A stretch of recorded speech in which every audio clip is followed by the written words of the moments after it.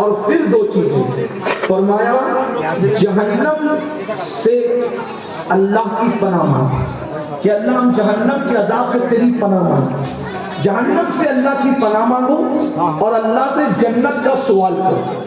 اور جب بھی جنت مانگا کرو، یہ دوسری روایت ہے، جب بھی جنت مانگا کرو تو جنت الفردوس مانگا کرو. اور اس کے ایک اور بات اس میں اور ایڈ کر دیتے ہیں، بلکہ آپ سے کہہ دوں جب وہ دینے ہی والا ہے اور اس نے دینا ہی ہے تو پھر بڑی چیز مانگے، جنت مانگے اور جنت میں بھی رسول اللہ کا پڑوس مانگے. اے اللہ تیرے محبوب کے ساتھ ہمیں جنت عطا فرما، تیرے محبوب کے پڑوس میں جنت عطا فرما. اس لیے کہ مانگنا ہمارا کام ہے، پھر عطا تو اس کے کرم پر ہے. اور اس کے یہاں کمی کس چیز کی ہے؟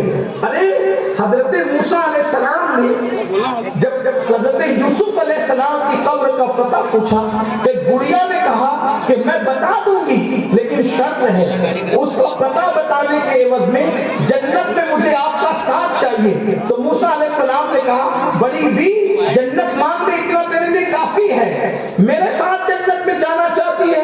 حضرت جبریل علیہ السلام آئے اور عرض کرنے لگے اے موسیٰ اللہ فرما رہا ہے اگر مانگ رہی ہے تو عطا کر دو، اگر مانگ رہی ہے تو عطا کر دو.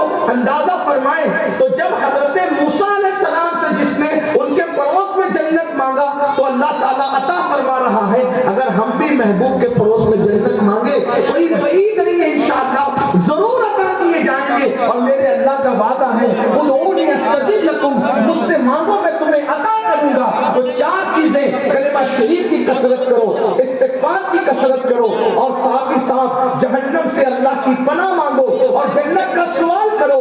سب مانگو، روزی بھی مانگو، بچے بھی مانگو، پوتے نواسے سب مانگو، گھر بھی مانگو، فیملیاں بھی مانگو، سب مانگو. لیکن یہ دو چیزوں کو ضرور مانگنا، ایک تو جہنم سے بچنے کی دعا اور ایک تو جنت طلب کرتے ہوئے رب کی بارگاہ میں محبوب کے پڑوس میں جنت طلب کریں. بڑی معذرت کے ساتھ ہم اتنے دنیا میں ڈوب گئے کہ روزے کی حالت میں بھی ہم صرف مال ہی مانگتے ہیں، ہم صرف دنیا ہی مانگتے ہیں. اللہ کے بندو دنیا مانگو مگر اس کے ساتھ ساتھ آخرت بھی مانگو، آخرت کا بھی کچھ بھلا طلب کر لو، آخرت بھی چاہو. اس لیے کہ اللہ جس کو جہنم سے پناہ عطا کر دے پھر انشاءاللہ وہ جہنم میں نہیں جائے گا، اور اللہ جسے جنت کا مژدہ عطا کر دے پھر اللہ اسے جنت عطا فرمائے گا. بہت برکت والا مہینہ ہے، اس کا جس نے احترام کیا، جس نے تعظیم کی، جس نے اکرام کیا، اللہ تبارک و تعالیٰ اس کو صلہ عطا فرماتا ہے.